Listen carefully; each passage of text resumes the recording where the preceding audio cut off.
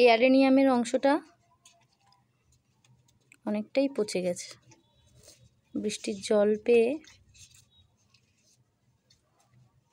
অনেকটা অংশই দেখলাম পচে গেছে, নরম তুলতুলে হয়ে এসেছিলো। তাই যতটুকু পচে গেছে ততটুকুই বাদ দিয়ে দিয়েছি, আর বাকি অংশ এইটুকু আছে, এটুকুতে সার্ফ লাগিয়ে রেখে দিয়েছি।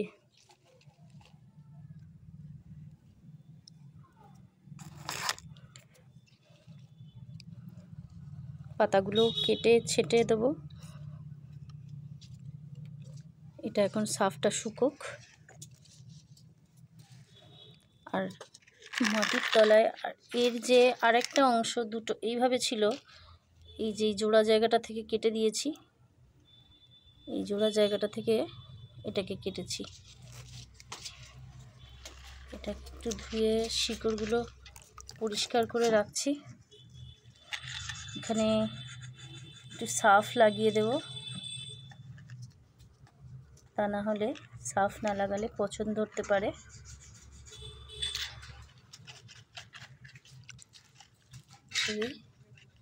এটাকে এখন বেশ কয়েকদিন রোদে ফেলে রাখতেও পারি, বা যদি বৃষ্টি হচ্ছে যদিও এখন, টানা তো আর ফেলে রাখা যাবে না, তো ছাওয়া জায়গায় রেখে দেবো, যেখানে একটু হালকা রোদ আসে বা রোদ্দুর পড়ে সেরকম জায়গায়।